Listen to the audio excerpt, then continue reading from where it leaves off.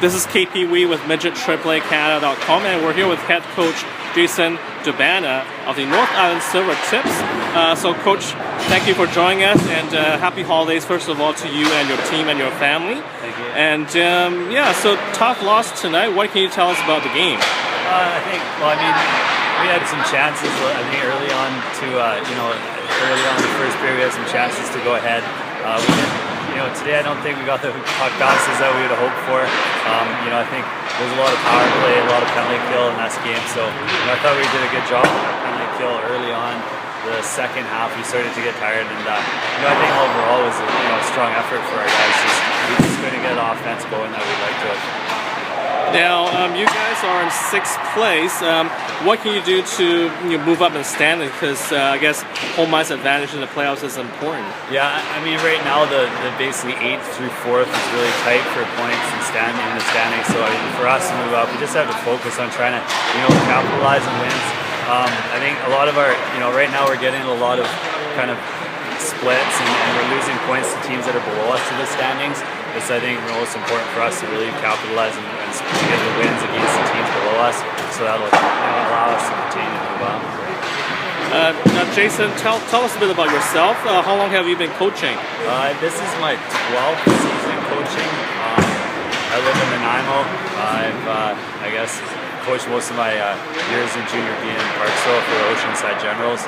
I've been a Silvertips coach for 2 years as a head coach and 1 year as an assistant.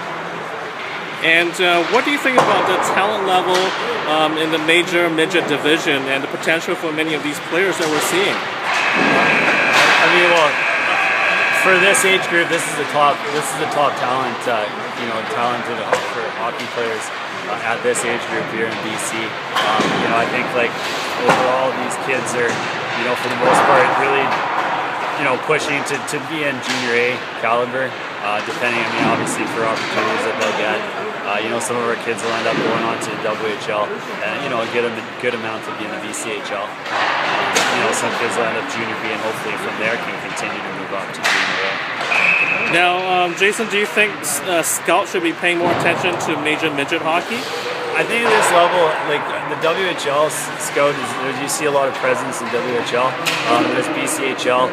I think the one kind of aspect of this league that doesn't get a lot of exposure to is the NCAA schools, which I think at some point you'll see more of that as more kids move from this league into the BCHL. So I think there's a good amount of scouting, but I'm sure you always want to have more guys that are watching to give more the kids opportunity. Right. And finally, Coach, what advice do you have for players who are deciding between pursuing another year in midget hockey versus junior? I think the biggest thing I think for this level is I think the kids, you're getting a group of kids together that really the same peer group.